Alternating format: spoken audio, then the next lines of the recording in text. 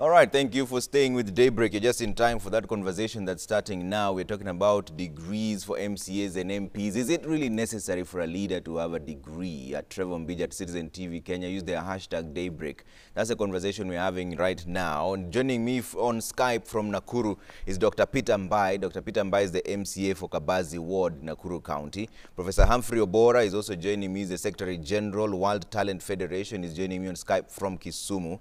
Honorable Gado Lema, Southwest Nyakach Ward MCA, is here with me in studio. We're still waiting for Kennedy Echesa, an advocate of the High Court, to join us in this conversation. But most important, we'd like to hear from you. Is it necessary for a leader to have a degree? That's a question at Trevor Mbija at Citizen TV Kenya, hashtag Daybreak. Let's start off with Dr. Mbai. Dr. Mbai, thanks for making time for us this morning.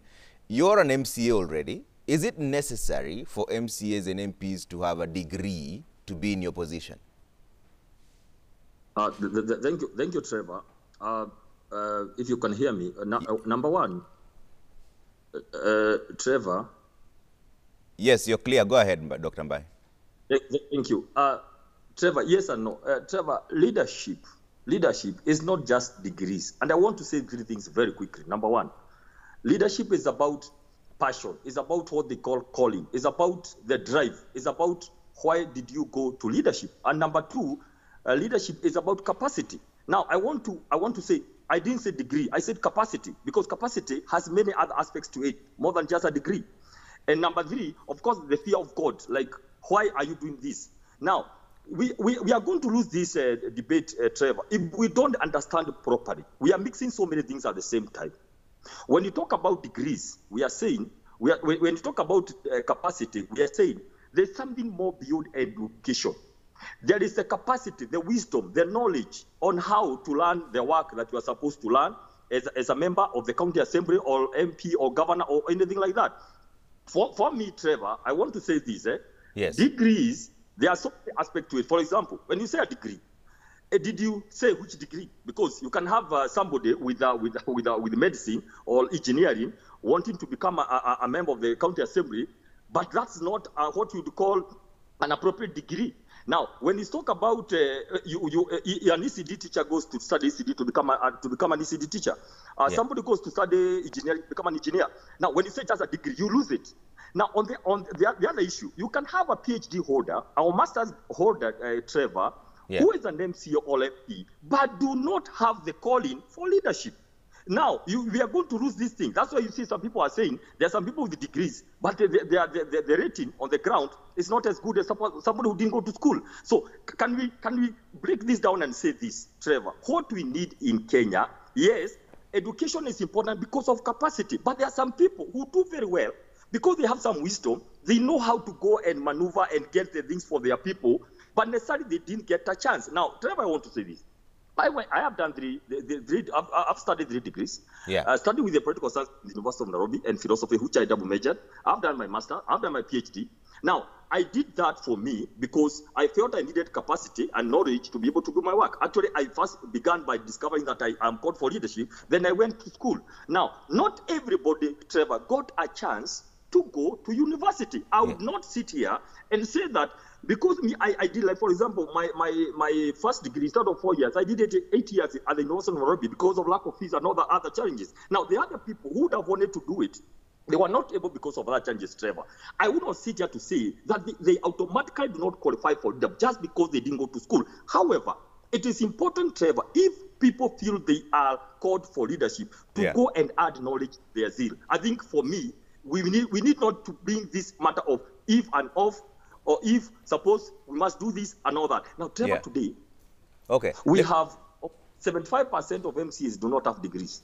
But it is also right to say that quite a number of wards in this republic are being run very well, because there are people there who do not have degrees, but they have some capacity driving them to be able to do what they're supposed to do. Yes, it's important, but we cannot legislate against leadership, Trevor. We cannot legislate. We cannot say, if you don't have a degree, you cannot vie for position. Now, of course, it's against the human rights. It's against the Constitution. I don't think it's going to see the light of the day. Let people know that it is important to have leaders who have capacity. Let the population be allowed to groom their own leaders, seeing what they can be able to with the kind of exposure they have. All right. Let me bring in Professor Obora on this. Professor Humphrey, what do you think? Do leaders require degrees? Trevor, the first thing that we need to realize is that we are overemphasizing academic degrees. There are actually three forms of degrees. You can attain a degree through natural learning. You can attain a degree through adventure and experiential learning. You can attain a degree through academic endowment, which we commonly know. The challenge here will be how simplistic we are with the word degree. It is, yes, a calling for a leader to be able to perform certain leadership functions. But that calling is not away and independent from logistic and realistic intellectual demand that will make that MCA be able to carry out that function. We cannot be simplistic about that. So basic arguments that somebody definitely, because he has a calling, he can't be a leader. You could have a calling, you could claim to have that capacity, but what method are you using to confirm such capacities, such calling? That need to be defined. Yeah.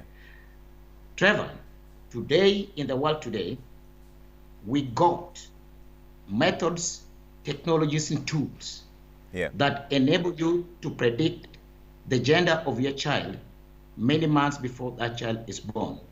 I can confirm to you that we do have such methods and tools with us here today. Yeah. And such a tool, one of them known as anthropobiometrics, and fitted another one known as a matrix system, especially for adults. We can be able to find human metric values of adults. And in fact, we can reverse engineer and be able to see if they did have those potentials before, coupled with life achievement and the experience and adventure they've gone through. Yeah. We cannot be very simple as a country to say that we can have leaders that are known by guesswork. That by simply guessing that somebody can speak good English is rooted in the communities, that is a good leader. To become a degree holder, some people even try to say that if I am a mechanic, if I am a wood carpenter, and I've been doing great work, I can certainly become a degree holder. We cannot dilute the meaning of a degree for the sake of making people become leaders, and we cannot be simplistic about it. However, our governments do have a problem. One, they are overemphasizing the academic degree without recognition of the other forms of degrees. We'll get to the other forms of degrees in just a bit. But Honorable Gado Lima, you're an MCA yourself. Do you think it is a requirement? Do you need a degree for this work? Thank you, Trevor, for having me. I want to believe that being a leader does not only augur oil to be a degree holder, but there are form of education that is needed for you to transact the business of being an MC or a member of parliament. Like now we are going to the elections of 2022. It will be like in the county assemblies, we are 10 years now down the line.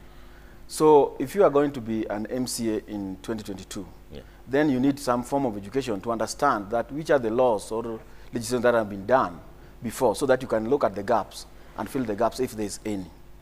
So I don't want to peg being an MCA or an MP basically on having a degree, but there should be some form of educational level that is needed for you to be there, because it needs you to interrogate some issues, need you to interrogate policies and all that. But to peg it specifically on degree, then it means you're going to lock so many other Kenyans.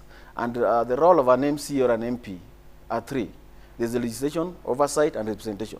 Representation is where the local Mwananchi feels that I'm represented in that house by so-and-so. But if you limit this number by giving some people a leeway of having a degree, and the majority are not having a degree, like if you look at the statistics, we are less than 2% Kenyans who are having a degree. So you want to peg the leadership of this county to 2% and leave the 98% out of the leadership. And that means you are not going to get the representative role done purely by the members who are elected by the people, because there's already a discrimination on that line. So I think however much we need a formal education for these people, for such positions, it must not be pegged purely on a degree. But run me through a normal day for you, Honorable Lima. So as an MCA, what happens when you walk into the office, in the county assemblies? How do you carry out your duties so that we see whether this is, do you really need a degree for that? On a normal, how does a normal day look like? One, there are things that I carry from my ward to the county assembly. That is now my role, to represent them in terms of what they need, what they require in different parts of the ward. That one doesn't need a degree, because I live there, I see the roads are bad, I see the hospital is not there, the market is not there, there's no water. That one doesn't need a degree. My representative role doesn't need a degree. But now when you come to the issues of legislation and oversight, because you want to oversight an executive that is involved with the issues of finance, issues policies, and all that, then there should be some form of education that will help you to underscore that this issue that was done in such an area, worth what is the money put for it. So however much we are trying to put the issue of the MCA having a degree, I want to say my normal duty as an MCA requires that I need to know I can read and write. That's a basic one. Then the reading must be to see how best these policies are being implemented, and I can question a governor, I can question a CC member, so that they know that I understand what they are doing and we move along together. Because if you don't do our oversight, then that's where people say the assemblies are letting the county governments down. Because some people doesn't want to read and know the policies that are there, the legislation, the gaps, because however much the gaps are there, if the MCAs cannot come with the legislation proposals, then those gaps will continue to be there, because the executive might be enjoying on the loopholes that are there, which are not being mitigated by the MCAs. Yes. Let me bring in Echesa on this. Echesa, is it necessary to have a degree for the leaders? It is very necessary, Trevor, that our leaders must have some form of academic achievement, which, in my opinion, a degree should just be a bare minimum. In fact, bare minimum should be a degree. In fact, Trevor, we should reach a point where we are saying leaders must have a university degree in addition to other abilities. The work of a leader is very complex, and more so the work of an MCA. An MCA is supposed, one, to legislate on behalf of the members of their wards. Legislation is not just about talking about motions before the county assemblies. It includes initiating legislative proposals. I wonder how a Class 6 dropout will initiate a legislative proposal that will address a complex health issue or education issue in betterment of the members of that particular ward. Number two, it is oversight. For you to oversight effectively, you must have some form of education. I can take, for example, the county government of Kakamega, where the governor is a PhD holder. He is a fellow of the Certified Public Accountants of Kenya. He has over 20 years of extensive experience in accounting. And then a deputy governor is a professor of veterinary medicine. CECs are well schooled. And then you want this government of Kakamega County to be put to task by a group of MCAs who know nothing about accounting, who know nothing about education, and who know nothing about health. That is a joke. About representation, Trevor, is not an idea of walking around your ward and knowing the problems that are affecting your constituents. There must be representation from a point of knowledge, not representation from a point of ignorance. If the roads are not well made, for example, you should understand the process of generating a BQ and put the contractor on task based on your knowledge of how roads are repaired. If you are going to talk about representation in terms of health matters or education, you must understand how our education system and our health system work. It's not just about walking the county assembly and saying, I am representing the people of this particular ward, this particular stall has not been done, this has not been bought. Do you understand the process of procurement? Perhaps a road is 1 week into its repair, and you are putting the governor on task or questioning why it's not complete. A degree is a mandatory minimum requirement for leadership in the 21st century. Dr. Mbaye, do you agree? You're an MCA yourself from Kabazi Ward, and we know for sure that you don't have to be an expert in everything, because even if there's health matters, there's infrastructure, even if there's procurement, you have people who can help you do that. Do you agree with what Echesa is saying? Echesa is raising very important issues, Trevor. Echesa is talking about capacity. And I want to say this from the word go. All what we are saying, Trevor, is this. Have we come as a nation to a point where we can legislate against all about education? I think that's where we are talking about. Yes, capacity is very necessary. And I'll give you my own example, Trevor. After doing a whole, I went specifically because I wanted to understand the issues of political systems in this country. I did that. And immediately I was elected, Trevor, I did a proper public participation. I launched a booklet, a 5-year plan, which I printed and I launched with the deputy governor coming to Kabazi to launch it in 2017. I've been working on it meticulously. I'm working with the ward kitty. I'm working with the governor's kitty. I'm working with the national government. I'm working with the professionals which I brought together. I'm working with our friends from abroad, NGOs and all that. I have like a 5-tier platform I'm working on towards Kabazi. Now, I must say this, and I want to thank God for this. My capacity and my exposure and networks, which I've gathered across the many years, having worked recently as a member of the public service board in Nakuru County, has helped me to go down, because that's what I said. I said, I want to go down and donate my 5 years and say, these 5 years, let me go back to my village.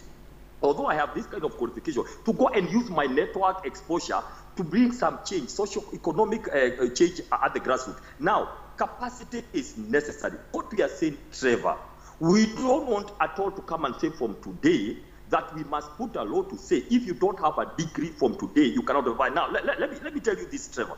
In this assembly, and many assemblies in this country so far, I have my colleagues here, about 20, who have already graduated since 2017. They went to school on their own, not forced. So let us allow the people, Trevor, to begin seeing the value of people with capacity. And I'm very particular. I'm not using the word, very deliberately, the word education. I'm using the word capacity. Because capacity, Trevor, is big, much more. Capacity is about knowledge of networks, of partnerships, knowledge of how to push those things. Now you are talking about procurement and all that. You may not know, you may not be an expert, but you can know. You can go to a director of procurement and ask, what is the procedure? How can I quickly push my projects? Like, for example, we are passing the budget in Nakuru in the next 2 weeks. To know that immediately the budget is passed, I need to go and meet the engineer. I need to take them to the ground. They do the BQ. I need to supervise. I have already gotten the views from the Wananchi. If you have the passion, Trevor, if you have the calling, if you have that drive, you'll be able to get information, even if you don't have a degree. What we are saying is this: the people on the ground are wise enough to know. We elected somebody with limited education. This is what they are able to do. We elect somebody with a bit of education. This is what they are able to do. Some people elected somebody knowing they don't have education, but when they look on the ground, they can see some movement, movement. So these people are being told, either can you go, now that you have zeal, can you add knowledge? Now that you have, even pastors for Trevor, when they get the calling, they go to Igbo college and they are told, excuse me, please, are you sure you have the calling? They are told to go and fast for 3 weeks, to come back and tell the principal, are you sure you still want to continue being a servant of God? In short, you have the calling, but you add knowledge. What we are telling our people here today, the people who think they are called, kindly, if you know that you have some passion to lead, can you go increase it? And by the way, we need to tell even CAF to also give us statistics of MCAs who have gone to school in these 5 years. I have 20, maybe other 10 in other counties. So we are saying there are people who are discovering they have the leadership, and slowly they are trying to upgrade themselves through college. In short, you have it, but for you to prove to the world you have it, you produce the papers. And it's true to say this, Trevor. We should be encouraging our people that capacity is important. Is it equal to a degree? Not yet. Do we need to put a law to say master degree? And the problem with that degree, now then you need to say a relevant degree, like political science, like humanities. Because again, if you say just a degree, then you lose it more. You misuse the word degree. Now, Trevor, what is importance of pushing all ourselves to go for degree for the sake of a degree, Trevor, that we fill people into universities because they have been forced to study for a degree, They don't have the passion for study.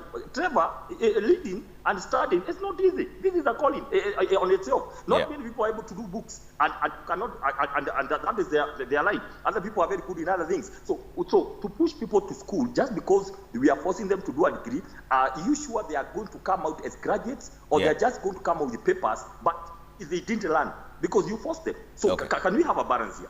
Can we leave this thing? Because Trevor, according to the Bill of Rights, I don't think from where I sit, it is proper to allow to tell somebody you cannot vie on the basis that they did study because opportunities were not equal. We have 2,000, for example, 500 candidates who sat for KCSE in Subukia constituency. Only 200 made it to university. So are you telling me the ones we are pushing to COOPs? I invited Dr. Maswa for me. She came here, the COOP CEO.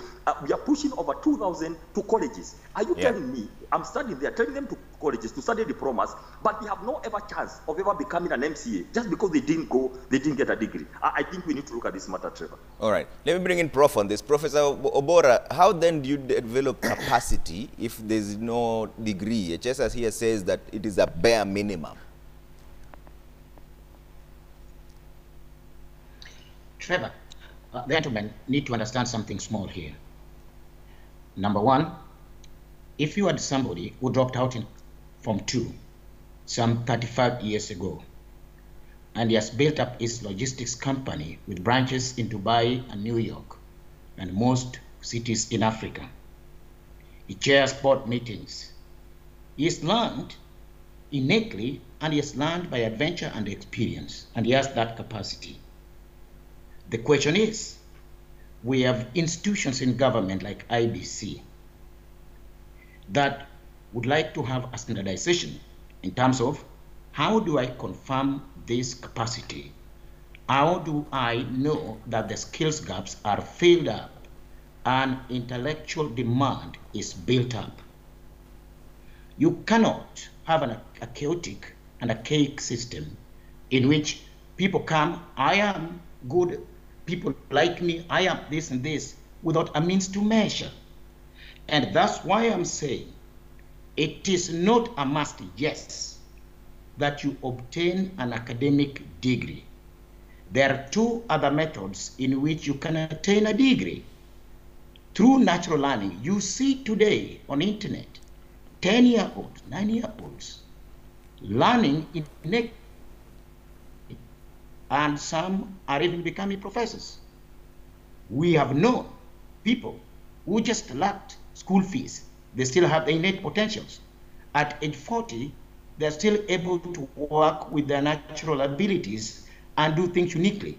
The only thing that was lacking, and I think this was the import of the act for people to have degrees, is to allow people with those various backgrounds. If I have attained life achievement and work experience to be able to do what even the formal education is going to do, can I be allowed through a different process to access a degree? If I've been able to learn innately through my natural talent and attained a degree, would it be accepted? If we have such standards, then you can see we could accommodate people. But we cannot be very simplistic about this. Trevor, this country, almost 60 years after independence, one of the main things that we said we were going to deal with was primitivity. Government spends billions and billions of shillings in education each and every year for many years. We cannot come back many years later and start saying that we can accept primitivity into a process. It is a disaster. We can't accept that. Okay. The only difference is that we have a problem. For example, today, from the time of independence, we still have Ministry of Education. When shall we have the Ministry of Learning? If we had the Ministry of Learning, the things I'm talking about, and they're not new. Today, Trevor, you can have measurements, metric human values of an adult, and be able to know that capacity and have a report for it, which the IBC or whichever government institution can use to know the potentials of these people. You can today forecast careers 30 years in advance. How can we be, as a country, be so embarrassing, arguing so simplistically that, look here, oh, citations. President Moi didn't have a degree. He ruled for 24 years. Winston Churchill, hang on a minute. You're picking one section, what the guy did. You're not looking at the whole content of what the guy performed. We cannot accept that a nursery school teacher is required to have a diploma, academic diploma, and an MCA who is going to oversee millions of shillings can't just be from just, I am a leader. No way. Okay. No way, Trevor, no way. All right. Honorable Lima. Thank you. I want to say this, I want to support what Dr. Ambai is saying about the issue we need in the county assemblies and the national assemblies, capacity building. Yeah. And from what Mr. Chesa is saying, it's like the assemblies are made mainly of the only people that are there, the MCAs and the members of parliament. You see, when you go to an assembly, maybe you are a doctor, somebody's a lawyer, somebody's a veterinary officer, all that. We have all categories of people. Yeah. All these people come here to do one role. If it's legislation, you cannot do it alone. You must get other members to convince them that is the law that I want to bring on board, this is what we want to do, this is my proposal and all that. As an MCA, I'll only bring a legislative proposal. And then there are technocrats that are employed by these respective assemblies. Because like now, if you go to most of the county assemblies, there are no drafters. And Mr. Chesa knows that very well. Yeah. Some of the county assemblies depend on the Senate or the National Assembly to get drafters for their bills because they still don't have the capacity to do those things by themselves. Yeah. So, as an MCA, I'll only bring a legislative proposal or a gap to fill in a bill that an act that was passed sometimes. Yeah. So, this support that we need, that the MCs need, doesn't mean that I must know everything for me to be an MCA. Yeah. And that's why I'm saying we cannot say that it must be a degree, but there must be some form of education, not an ID and a birth certificate. Yeah. We want to say that there must be some education level that is needed so that somebody can interpret, can see the gaps that are there, somebody can give a proposal, so that the proposal can be developed and capacity building can be done so that somebody can fine-tune it. Yeah. That's why the assemblies have researchers, assemblies have drafters, and all these people are there to support the role of the MCA or the member of parliament. Yeah. Because if we say that it must be a degree on which cadre? Yeah. Is it a lawyer? Is it a pharmacist? Is it, because different, if you are an MCA, you deal with everybody across the board. You are not specifically an engineer to do roads. Yeah. You are not a doctor to do hospitals and health issues. So when we peg this thing on a specific degree, then there must be a specific degree for a specific MCA or a specific ward or a specific county. So I'm saying we need a formal education, a certain level of education for some people that you can read and write, you can understand issues, but then it can never be pegged purely on a degree because if you do that, then one, the Article 1 of the Constitution, that the sovereignty of the country belongs to the people. Yeah. Then you remove the 98% and remain with the 2%. So the 2% will be linked to the 98% until when? Because like now, we are aware that there are some people who dropped out because of school fees. It's sadly when we started free primary education in 2003. Yeah. So it's added the first graduates. I think the graduates of 2000 or something like that are the first graduates of free primary education. So there are people who dropped out during the Moi regime, that is up to 2002, because they lacked school fees in primary schools and all that. That doesn't mean they are not better people to lead this country. Some people have tried to develop themselves and come back and receive their degrees along the way. Yeah. But then, if we peg the issue of leadership on degrees, then we are going to miss the point. Okay. Because at the end of the day, we need people who can understand, people who can argue and debate on issues. But then, if you look at the scenario as to why these people are saying that MCAs need a degree because they're not performing well, then you ask yourself, how long has the county assembly been there? It's sadly 9 years. How long has the National Assembly been there? Over 50 years. So there are structures that have been developed along the line.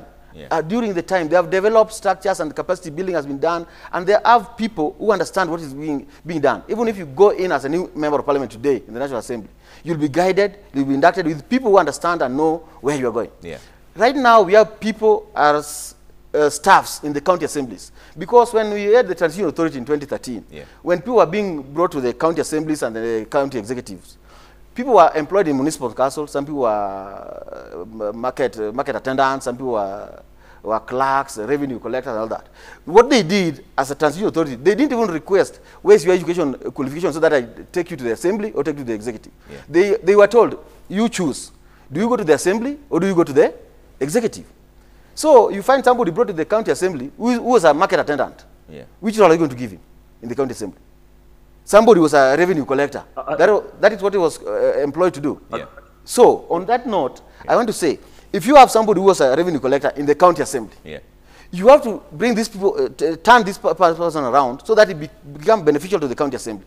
And these ones can only be done with time. But the cry and of our people is they want the county assemblies to match the National Assembly. At the same time, they don't want to look at the time frame that the county assembly has been there and how long the National Assembly has been there.